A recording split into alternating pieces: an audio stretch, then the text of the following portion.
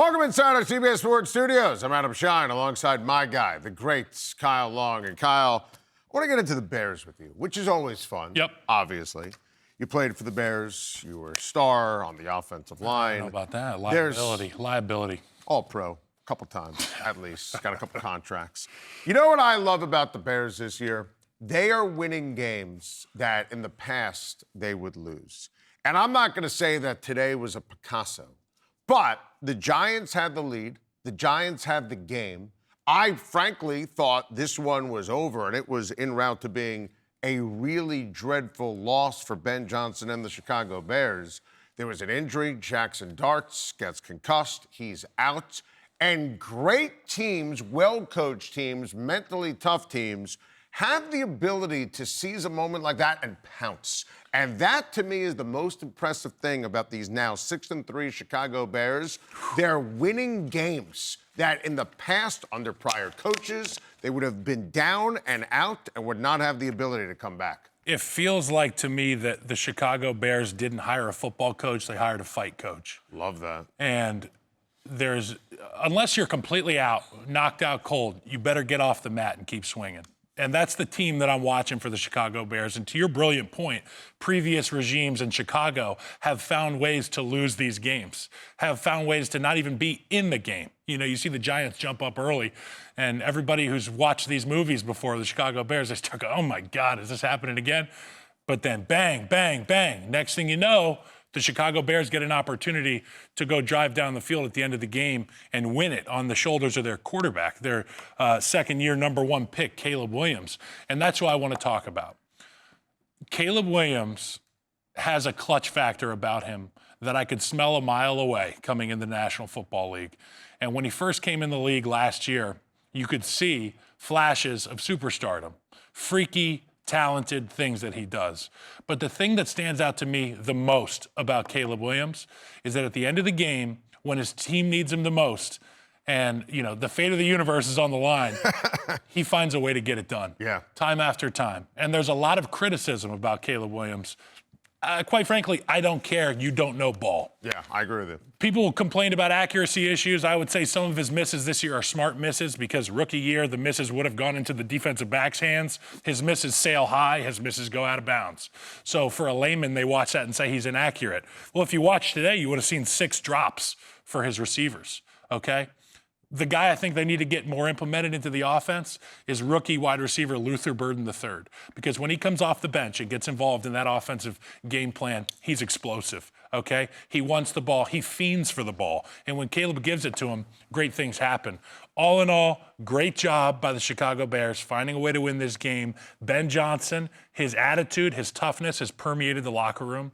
It feels like details are more important now than ever. And they've got the quarterback. The conversation now goes from, oh, should we play Tyson Bagent? To how much are we going to have to pay Caleb Williams? Right. And that was always crazy talk with Tyson Bagent anyway. Or, to your point, people not understanding that Caleb Williams is tough and clutch and is unequivocally in every possible way a franchise quarterback.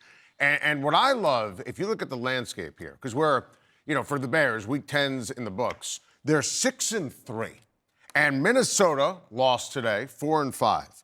Packers are 5-2-1. They have Philly on Monday Night Football, and I can't stress enough in the you tried to ban the tush-push game, Philly's going to absolutely stomp on Green Bay, and Green Bay has a very tough schedule down the stretch. I forgot that they tried to ban the tush-push. Think about that. Those punks. Let's run it 70 times. Chicago's alive. Yeah. Look, we could debate alive and well, but I think for Ben Johnson and Caleb Williams year one together, Kyle, they're going to be playing meaningful football game in December with an opportunity to play in the playoffs. And this is all just whipped cream on top of a delicious coffee. That's right. And the coffee for me is get a couple wins. Show me that your team can run the football, play a little bit of defense, find a way to get your quarterback to progress in his second year. Check, check, check. They've done all that. They got to stay healthy on defense. That concerns me a little bit.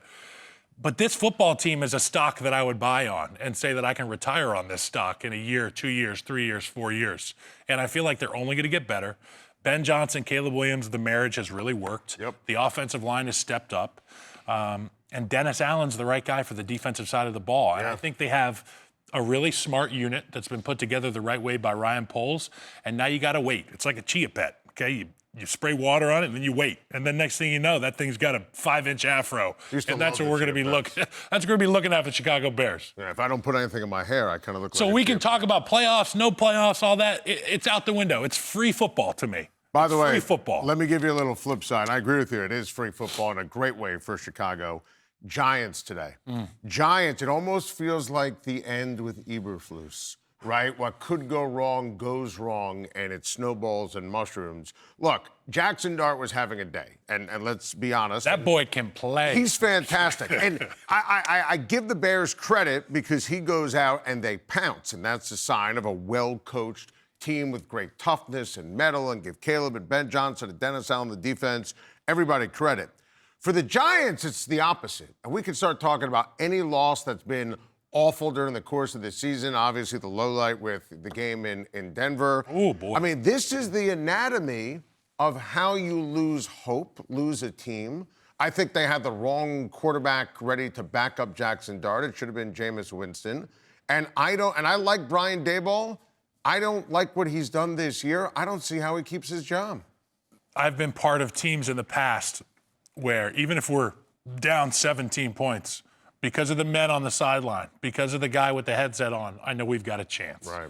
I've also been part of teams where even if we're winning by 10 points, I'm thinking to myself, when's the shoe going to drop? When is that play going to happen that I just know is going to happen and we're going to end up being down by 7 points in a flash? I kind of get the sense that this Giants team is there. They've got a lot of the right guys. Do they have the right guy on the headset? What's their plan moving forward? Because this Jackson Dart guy can play some football. Listen, I think that the Giants are going to end up making a coaching change, and I think the ultimate blueprint now is finding the right guy, like the Bears did with Ben Johnson for Caleb Williams, find the right guy for Jackson Darts. For Kyle Long, I'm Adam Schein.